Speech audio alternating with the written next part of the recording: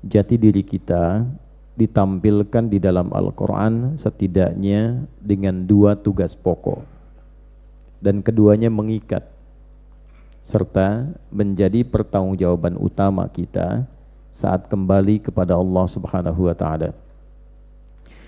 Bagian pertama kita akan dapati di Al-Quran surah ke-51 Adz-Dzariyat di ayat 56, saat Allah Subhanahu wa Ta'ala berfirman, ba'da a'udzubillahi minasyaitonir rajim, bismillahirrahmanirrahim, wa ma khalaqtul jinna wal insa illa liya'budun, dan tidaklah aku ciptakan jin dan manusia itu kecuali untuk menjadikan seluruh aktivitasnya sebagai ibadah kepadaku. Kata Allah demikian. Jadi tugas pertama kita adalah memastikan seluruh rangkaian kegiatan kita menjadi ibadah karena Allah. Itu poinnya. Perbuatan dipandang sebagai ibadah jika ada iman yang menyertainya. Saya ulangi. Perbuatan manusia dipandang sebagai ibadah, dinilai sebagai ibadah jika ada iman yang menyertainya. Mata ini fungsinya melihat, memandang. Kapan mata ini pandangannya menjadi ibadah? Ketika ada iman menyertai pandangan di dalam mata. Lisan ini fungsinya untuk bicara. Kapan pembicaraan ini bernilai ibadah? Ketika ada iman menyertainya. Demikian telinga mendengar. Kapan pendengaran ini menjadi ibadah?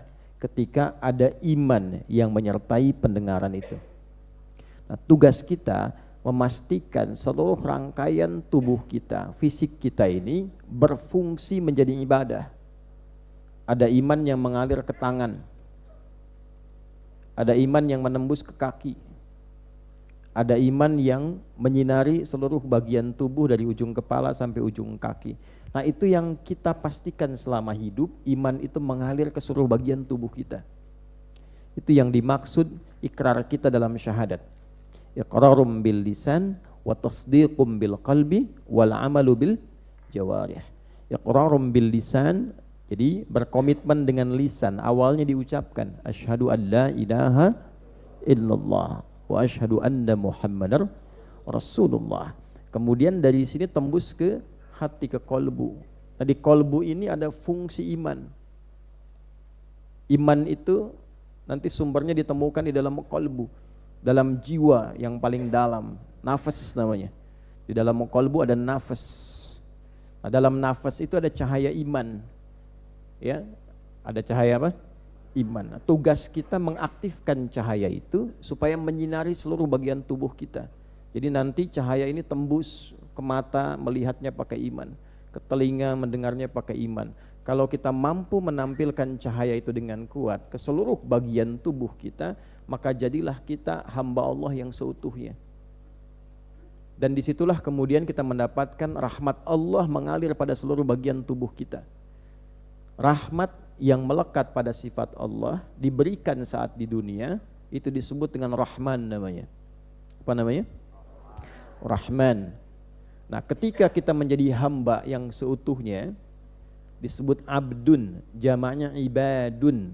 Seseorang disebut abdun, jamaknya ibadun ketika dia beribadah.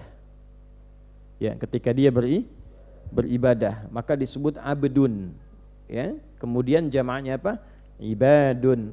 Kalau kita mampu menggali lewat ibadah seluruh cahaya iman itu dari ujung kepala sampai ujung kaki, maka melekatlah sifat-sifat yang Allah berikan lewat rahmatnya melalui fungsi ibadnya, maka bersambung ibad dengan Rahman menjadi ibadur Rahman. Itu yang dimaksud di surah Al-Furqan, wa ibadur rahmanil ladzina yamshuna 'alal ardi hauna. Kalau sudah seperti itu, maka semua bagian tubuh kita dilindungi oleh rahmat Allah. Ya. Nah, itu butuh latihan. Nanti iman masuk ke mata, fungsi matanya pakai iman dulu. Wa kullil mu'minina yaghuddu min absarihim. Katakan pada pria-pria yang beriman, bimbing matanya oleh imannya. Ketika imannya mengatakan ini tak elok untuk dipandang, maka otomatis mata akan dibimbing untuk berpaling. Nah, jadi perisai imannya, standarnya standar iman. Kalau belum ada iman, maka semua sifatnya nanti, mohon maaf ya, relatif.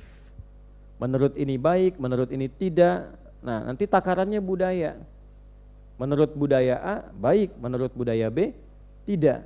Ya, standarnya itu. Tapi standar iman itu standar kehormatan.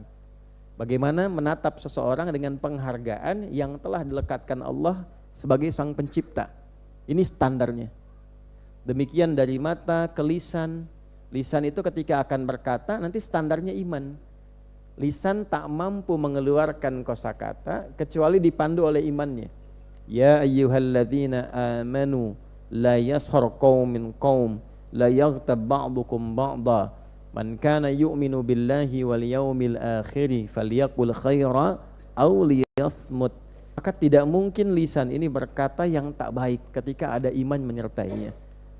Nah, ketika semua perbuatan itu menjadi ibadah, maka semua perbuatan punya sifat baik yang dibimbing iman.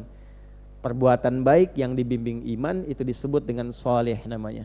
Maka amalnya bertransformasi menjadi amal soleh. Semakin banyak menjadi solihat. Solihat itu bentuknya jama'. Maka amalnya pun dijamakkan. Kalau kata kerjanya amila, kalau jamaknya amidu. Ketika ada iman.